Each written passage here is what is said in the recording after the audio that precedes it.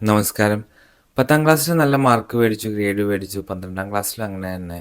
അത്യാവശ്യം കുഴപ്പമില്ലാത്തൊരു കോളേജിലും ഒരു നല്ല ഡിഗ്രിയൊക്കെ എടുത്ത് പുറത്ത് വന്നു. ചെറുപ്പം മുതലേ അത്യാവശ്യം പറ്റുന്ന പോലെയൊക്കെ നന്നായി പഠിച്ചിട്ടുണ്ട്. ആൾക്കാർ പറയുന്നത്, വീട്ടുകാരൊക്കെ പറയുന്നത് അനുസരിച്ചിട്ടുണ്ട്. വീട്ടിലാണെങ്കിലും നാട്ടിലാണെങ്കിലും ആരും അങ്ങനെ വലിയ കുറ്റങ്ങളൊന്നും നിങ്ങളെക്കുറിച്ച് പറഞ്ഞിട്ടുണ്ടാവില്ല. പക്ഷേ ഈ ഒരു കുട്ടി ഇപ്പോൾ വളർന്ന് 25 30 35 വയസ്സായപ്പോൾ ചെറിയൊരു കൺഫ്യൂഷനിലാണ്. എന്താണെന്നറിയില്ല, പക്ഷെ എന്തോ ഒരു മിസ്സിങ് ഉള്ളത് പോലെ. ഒറ്റയ്ക്ക് ഇരിക്കുന്ന സമയത്ത് പലപ്പോഴും ആലോചിക്കുമ്പോൾ, ഇത് തന്നെയായിരുന്നോ ഞാൻ എടുക്കേണ്ടിയിരുന്ന വഴി? ഇത്രയൊക്കെ തന്നെയായിരുന്നോ എൻ്റെ ജീവിതം എത്തേണ്ട സ്ഥലം? എവിടേക്കോ എന്തൊക്കെയോ ഒരു ഫെയിലിയർ പറ്റിയ പോലെ, അല്ലെങ്കിൽ എവിടേക്കോ ഒന്ന് വഴിതെറ്റി ലോസ്റ്റായ പോലെയൊക്കെ തോന്നുന്നുണ്ടാവും. ഇത് വളരെ കോമൺ ആയിട്ടുള്ളൊരു കാര്യമാണ്. സൈക്കോളജിയിൽ ഇതിനെ ഗുഡ് കിഡ് സിൻഡ്രോം എന്നാണ് പറയുന്നത്. ചെറുപ്പം മുതലേ ഈ ഒരു കുട്ടിക്ക് കിട്ടിയിട്ടുള്ള സ്നേഹം അല്ലെങ്കിൽ വാലിഡേഷൻ, അപ്രീസിയേഷനൊക്കെ കണ്ടീഷനിലായിരിക്കും. നീ നന്നായി പഠിച്ച് മാർക്ക് മേടിച്ചോ, എന്നാൽ നീ ഒരു നല്ല കുട്ടിയാണ്, ആ കൊള്ളാം. അല്ലെങ്കിൽ ഞങ്ങളൊക്കെ പറയുന്നത് അനുസരിക്കുകയാണെങ്കിൽ നീ നല്ല കുട്ടിയാണ്. അപ്പോൾ എപ്പോഴും ബാക്കിയുള്ളവരുടെ ആ ഒരു ഡിഫൈൻഡ് പാത്തിലൂടെ നടന്നാൽ മാത്രമാണ് ആ കുട്ടിക്ക് ഒരു വാല്യൂ തോന്നിയിട്ടുണ്ടാവുക. പക്ഷെ ഒരു പോയിന്റ് വരെ ഡിഫൈൻഡ് പാത്ത് ഉണ്ടാവുള്ളൂ. സ്കൂളിലായിരുന്നപ്പോൾ പഠിക്കുക എന്നുള്ളത് ഉണ്ടാവും, അല്ലെങ്കിൽ കോളേജിലായിരുന്നപ്പോഴും അതിൻ്റേതായ റെസ്പോൺസിബിലിറ്റീസ് ഉണ്ടാവും. ജോലി കിട്ടുന്നവരെ ഒക്കെ ആ ഒരു പാത്തും ഗൈഡ് ചെയ്യാനുള്ള ആൾക്കാരൊക്കെ ഉണ്ടാവും. പക്ഷെ ഇതൊക്കെ കഴിഞ്ഞ് സ്വന്തമായിട്ടൊരു ഡിസിഷൻ എടുക്കേണ്ട ഒരു ടൈം, സ്വന്തമായിട്ട് തീരുമാനങ്ങളും സ്വന്തമായിട്ടൊരു വഴി കണ്ടെത്തേണ്ട ഒരു സമയത്തുമ്പോൾ ചിലപ്പോൾ ഈ ഒരാൾ കംപ്ലീറ്റ്ലി ലോസ്റ്റ് ആയിരിക്കും, കൺഫ്യൂസ്ഡ് ആയിരിക്കും. ഈ ഒരാൾക്ക് സ്വന്തമായിട്ട് ഡിസിഷൻസ് എടുക്കാൻ ഭയങ്കര ബുദ്ധിമുട്ടായിരിക്കും. റിസ്ക് എടുക്കാനുള്ള താല്പര്യം ഒട്ടും ഉണ്ടാവില്ല. എന്തെങ്കിലും ഒരു സ്റ്റേബിളായിട്ടുള്ള ഒരു ജോബിൽ കയറിയിട്ടുണ്ടാവും, സ്റ്റേബിളായിട്ടുള്ള കുറച്ച് റിലേഷൻഷിപ്സ് ഉണ്ടാവും. പക്ഷെ അതിനപ്പുറത്തേക്ക് ഒരിക്കലും സ്വന്തമായിട്ട് എനിക്ക് എന്തായിരുന്നു വേണ്ടതെന്ന് ചിലപ്പോൾ ചോദിച്ചിട്ടുണ്ടാവില്ല. അപ്പം ഇങ്ങനത്തെ ഒരു സിറ്റുവേഷനിലാണ് നിങ്ങളെങ്കിൽ ഞാൻ ഈ പറയാൻ പോകുന്ന 2-3 ഫിലോസഫീസ് നിങ്ങൾക്ക് വളരെ ഹെൽപ്ഫുള്ളായിരിക്കും. നിങ്ങളുടേതായ വഴികൾ കണ്ടെത്താനായിട്ട് നിങ്ങൾക്ക് ഹെൽപ്ഫുള്ളായിരിക്കും. ജർമ്മൻ ഫിലോസഫർ നീഷെ പറയുന്നത് ബിക്കം ഹു യു ആർ എന്നുള്ളതാണ്. അപ്പോൾ അതിനാൾ ഒരു 3 സ്റ്റേജ് ആയിട്ടാണ് പറയുന്നത്.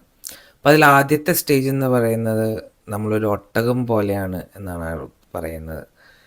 ഒരു ഒട്ടകത്തിൻ്റെ പുറത്ത് യജമാനൻ ഭാരമുള്ള സഞ്ചികൾ വെച്ച് അതിനെ ഗൈഡ് ചെയ്ത് നടത്തുന്നത് പോലെ നമ്മളും ചെറുപ്പം മുതൽ പല റെസ്പോൺസിബിലിറ്റീസ് ഏറ്റെടുത്ത് നമ്മളെ ഗൈഡ് ചെയ്തിട്ടുള്ള വഴി കൂടെ നടന്നു പോകും.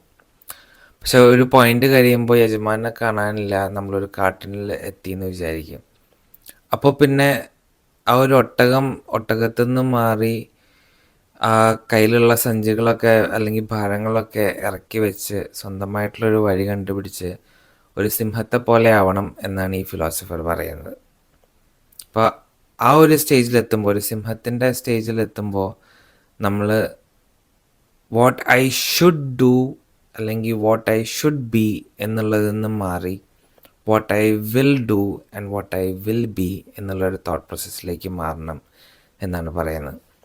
ബേസിക്കലി അതിൽ പറയുന്നത് നമ്മളപ്പോൾ ബാക്കിയുള്ളവർ എന്ത് പറഞ്ഞിരുന്നു, എന്ത് ചെയ്യാനായിട്ടാണ് എന്നെ ഇവിടെ ഏൽപ്പിച്ചിട്ടുള്ളത് എന്നുള്ളതിന് മാറി ഞാൻ എന്താണ് ചെയ്യേണ്ടത്, എനിക്ക് എന്താണ് ചെയ്യാൻ താല്പര്യമുള്ളത് എന്നുള്ള ഒരു തോട്ട് പ്രോസസ്സിലേക്ക് നമ്മൾ മാറണം. ആ ഒരു തോട്ട് പ്രോസസ്സിലേക്ക് ആ ട്രാൻസ്ഫർമേഷൻ നടന്നു കഴിയുമ്പോൾ പിന്നെ പറയുന്നത് നമ്മളൊരു കുട്ടിയായിട്ട് മാറണം എന്നുള്ളതാണ്. എന്ന് വെച്ചാൽ ഇതുവരെ നമ്മൾ കുറേ ഫ്രെയിം വർക്ക്സിലും അല്ലെങ്കിൽ ഒരു പാത്തിലും ഒക്കെ ആയിട്ടായിരിക്കും പോയിട്ടുണ്ടാവുക. അത് നമുക്ക് ചേർന്നൊരു പാത്തോ അല്ലെങ്കിൽ ചേർന്ന ഒരു ഫ്രെയിം വർക്കോ ആവണമെന്നില്ല.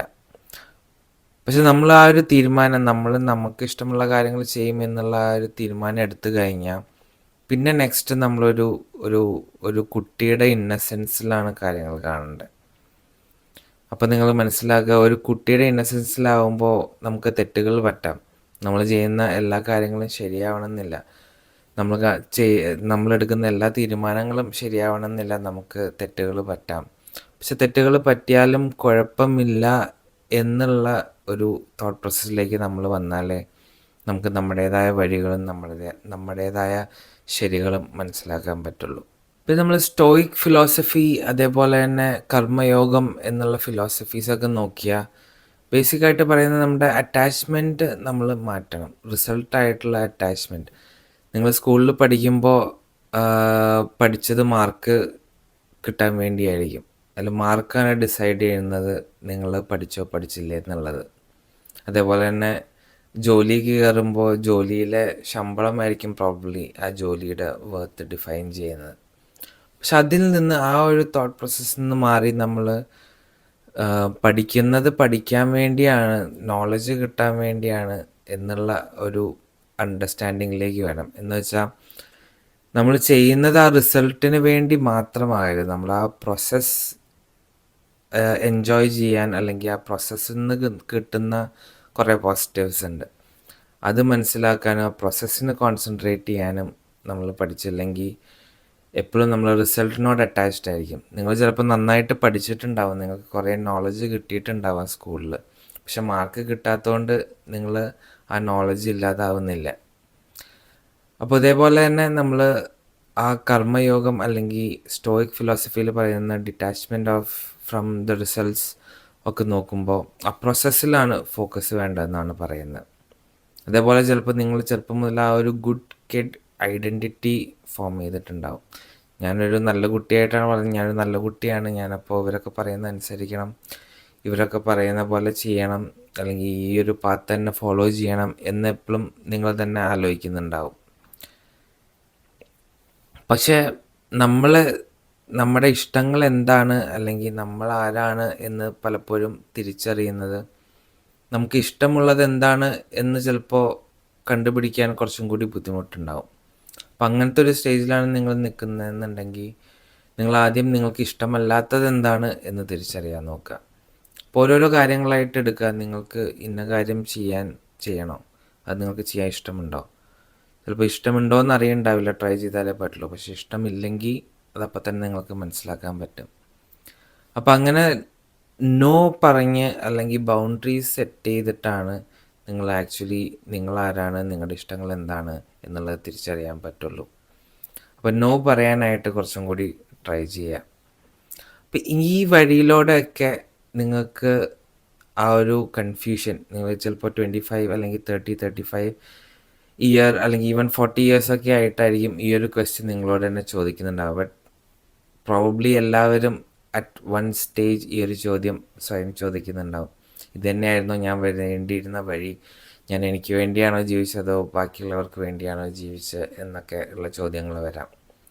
അപ്പോൾ ഈ പറഞ്ഞ ഫിലോസഫീസ് ഫോളോ ചെയ്യുക, ഈ പറഞ്ഞ കാര്യങ്ങളൊക്കെ ചെയ്യുന്നതോടെ നിങ്ങൾക്ക് നിങ്ങളാരാണ്, നിങ്ങൾക്ക് ഇഷ്ടമുള്ളത് എന്താണ് എന്നൊക്കെ തിരിച്ചറിയാൻ പറ്റും. നിങ്ങൾക്കിത് ഹെൽപ്ഫുള്ളായി എന്ന് വിചാരിക്കുന്നു. ഇത് ഹെൽപ്ഫുൾ ആവും എന്ന് തോന്നുന്ന ആരെങ്കിലും നിങ്ങളുടെ ലൈഫിലുണ്ടെങ്കിൽ അവർക്കും ഇത് ഷെയർ ചെയ്യാം. അതേപോലെ ഞാനിവിടെ ലിങ്ക് ചെയ്തിട്ടുള്ള ഈ ഒരു വീഡിയോ കൂടി കണ്ടു നോക്കുക, അതും പ്രോബബ്ലി നിങ്ങൾക്ക് ഇൻട്രസ്റ്റിംഗ് ഓർ ഹെൽപ്ഫുൾ ആയിരിക്കും. ഇതേപോലത്തെ ഡെയിലി പ്രോബ്ലംസ് പ്രാക്ടിക്കൽ ഫിലോസഫിയിലൂടെ ടാക്കിൾ ചെയ്യുന്ന അല്ലെങ്കിൽ മനസ്സിലാക്കുന്നതും പ്രോബ്ലംസ് ഓവർകം ചെയ്യുന്നതായിട്ടുള്ള വീഡിയോസ് കാണാൻ താല്പര്യമുണ്ടെങ്കിൽ ചാനൽ സബ്സ്ക്രൈബ് ചെയ്യുക. അടുത്ത വീഡിയോയിൽ കാണാം. Bye bye.